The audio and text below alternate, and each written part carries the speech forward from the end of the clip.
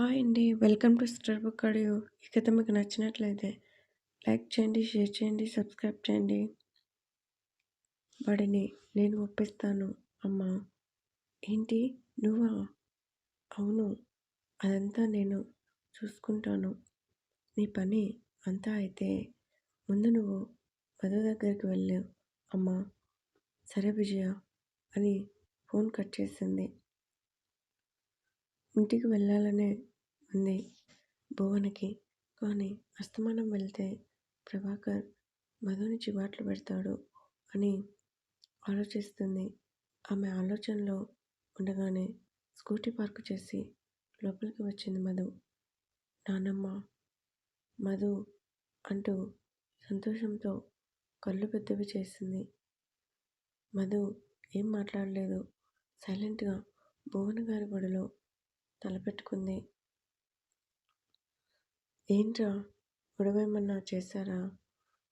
అది మామూలే కదా నానమ్మ అంది. కానీ మనమరాలి గొంతులో ఏదో తెలియని బాధ మాటల్లో వినిపించేసరికి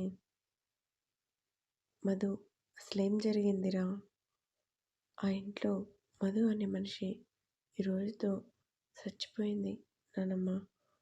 తల్లి ఏంటి ఆ మాటలు? మధు తల నిమురుతూ అడిగింది. అప్పటి వరకు దాచుకున్న బాధని కన్నీటి రూపంలో బయటపెట్టింది మధు.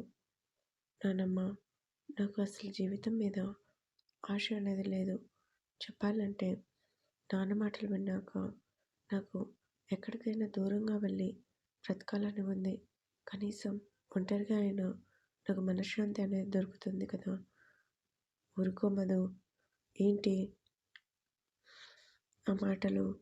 దూరంగా బ్రతికే అవసరం నీకేంటి? చూడు, నువ్వు వాడి మాటలు పట్టించుకోకు. నేను వాడితో మాట్లాడతాను కదా అని మధు తల నిమిరింది. ఇంతలో ఫోన్ రావటంతో లిఫ్ట్ చేసింది భువన. హలో ఎవరు? హాయ్ అమ్మా, నేను మహాని. అమ్మా మహా, ఎలా ఉన్నావు? నవ్వుతూ అడిగింది భువన. మహా పేరు వినగానే మధు ముఖంలో నవ్వు చేరింది.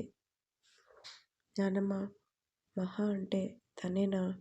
అవును, మాట్లాడు అంటూ మధుకు ఇచ్చింది ఫోన్. హాయ్ మహా, ఎలా ఉన్నావు? మధు అంటూ గట్టిగా అరిచింది. మహా తన రూమ్ నుంచి అప్పుడే బయటికి వచ్చిన విక్కీ మహా అరుపుకి ఉలిక్కిపడి చూశాడు. ఎలా ఉన్నావు మహా? మధు బాగున్నాను. నువ్వు మీ నాన్నమ్మ దగ్గర ఉన్నావా? అవును మహా, మామూలుగానే వచ్చాను. నువ్వు కాలేజ్కి వెళ్ళలేదా? అంటే ఇప్పుడు వెళ్తాను. మధు అసలు నేను ఫోన్ చేసింది నీకోసమే. ఎలా ఉన్నావు? చదువు కోసం ఏం ఆలోచించావు? ఎలా ఉంటాను మహా, బాగానే ఉన్నాను. చదువు కోసం చెప్పాను కదా, మా నాన్న ఒప్పుకోరు. ఎందుకు ఒప్పుకోరు? ఒకవేళ మీ నాన్న ఒప్పుకుంటే చదువుకుంటావా? ఆ సంగతి తర్వాత మహా. ఆంటీ అంకుల్ అందరూ ఎలా ఉన్నారు? అందరూ బాగున్నాం మధు అంటూ పావుగంట సేపు మధుతో మాట్లాడింది. మహా అప్పటికే ఆ మాటలు వింటున్న విక్కీ ఎలా అయినా మధు వాయిస్ వినాలని మహా దగ్గరికి వచ్చి, మహా మధు ఒక్క నిమిషం అంటూ ఫోన్ పక్కన పెట్టి, ఏంటన్నయ్యా ఏమైంది? నా ఫైల్ ఎక్కడ పెట్టావు? మీటింగ్ టైం అవుతుంది. ముందు నా ఫైల్ తెచ్చి ఇవ్వు, లేదంటే నిన్ను కాలేజ్ దగ్గర డ్రాప్ చేయను. ఇష్ కర్మ, కూర్చో తెస్తాను అంటూ ఫోన్ పక్కన ఫోన్ పట్టుకొని లోపలికి వెళ్తుంటే మహా చేతిలో ఫోన్ లాక్కొని ఫోన్లో పడి, ఇవ్వాల్సిన ఫైల్ ఇవ్వవు, ముందు ఫైల్ ఇవ్వు. నీ సంగతి ఇప్పుడు కాదురా, చెప్తాను అని కోపంగా విక్కీ రూమ్కి వెళ్ళింది. విక్కీ ఆ ఫోన్ పట్టుకుని బయట లాన్లోకి వెళ్ళి చెవి దగ్గర పెట్టుకున్నాడు. మహా ఉన్నావా? ఫోన్లో మహా లేదు, నీ మొగుడు ఉన్నాడు. ఏంటి అంటూ కోపంగా అరిచింది. మధు భువన్ గారు లోపల ఉన్నారు. మధుకి కాఫీ పెడదామని అరుస్తావేంటి మధు? మీరెవరు? మర్చిపోయావా? నేనెవరో? తోటలో మాట్లాడుకున్నాం కదా మన పెళ్లి కోసం. నువ్వా? ఆ! నేనే. నిన్ను. ఆపు, చెప్పేది విను. ఎలా ఉన్నావు?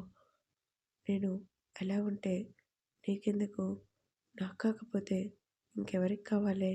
మెంటల్ దానా? నిన్ను చూడాలని ఉంది Madhu. I miss you. Shut up. ఏ అన్నాడు గంభీరంగా. సైలెంట్ అయింది మధు. చూడాలని ఉంది. నైట్ వస్తాను మీ ఇంటికి. ఏంటి? షాక్ అయింది మధు. అవును. సరే ఉంటాను. ఫోన్ మా చెల్లికిస్తాను మాట్లాడు అని తన రూమ్‌కి వచ్చాడు. ఫైల్ కనిపించక రూమంతా వెతుకుతుంది మహా. మహా, అన్నయ్య, ఫైల్ ఎక్కడా కనిపించలేదురా. ఎలా కనపడుతుంది? ఫైల్ నువ్వు నీ రూమ్‌లో పెట్టావు. నా రూమ్‌లో కాదు. నేను తీసుకుంటానులే. నువ్వు ఫోన్ మాట్లాడుకో అని మహా చేతిలో ఫోన్ పెట్టి అక్కడి నుంచి వెళ్ళాడు. హలో మధు, సారీ చాలాసేపు వెయిట్ చేయించాను. పర్వాలేదు మహా అని కాసేపు మహాతో మాట్లాడి ఫోన్ భువన్ గారికి ఇచ్చింది. నువ్వు చెప్పినట్లు చేస్తాను మహా, ఉంటాను అని భువన్ గారు ఫోన్ ఛార్జింగ్ పెట్టి మధుకి కాఫీ ఇచ్చారు. నాకెందుకు నానమ్మ కాఫీ? ఇంటి దగ్గర తాగే వచ్చాను. నువ్వు తాగావో లేదో నాకు తెలుసు. ముందు కాఫీ తాగు. నేను ఈలోపు టిఫిన్ వేస్తాను అని కిచెన్ రూమ్‌కి వెళ్ళింది. కానీ మధు మనసులో లేదు. విక్కీ మాటలు తలుచుకొని ఆ పిల్లాడేంటి నన్ను చూడటానికి ఇంటికి వస్తానంటున్నాడు. నిజంగానే వస్తాడా? నిజంగానే బుద్ధి లేదు వాడికి.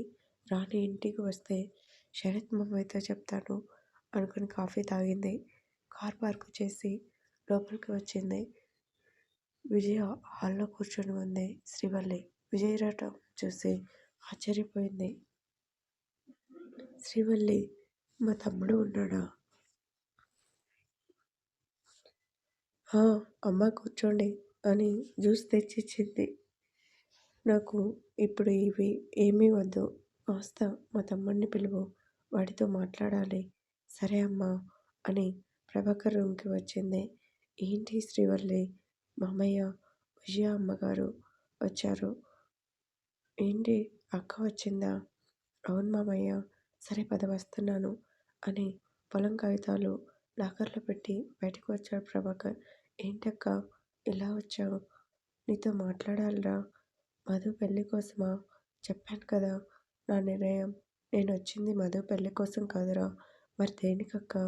శ్రీవల్లి, నువ్వు ఇక్కడి నుంచి వెళ్ళు. నేను మా తమ్ముడితో పర్సనల్‌గా మాట్లాడాలి. విజయ మాటలకి శ్రీవల్లికి కోపం వచ్చింది. సరే అమ్మా అని తనలో తానే పళ్ళు నూరుకుని తన గదికి వెళ్ళింది. ఏంటక్కా దానికోసం మాట్లాడే పనేముంది? ఆలోచిస్తూనే అడిగాడు ప్రభాకర్. మధు చదువు కోసం. ఏంటి? షాక్ అయ్యాడు ప్రభాకర్. నువ్వు విన్నది నిజమేరా. నేను నా కోడల్ని చదివించాలి అనుకుంటున్నాను. ఏమంటావ్? కొనసాగు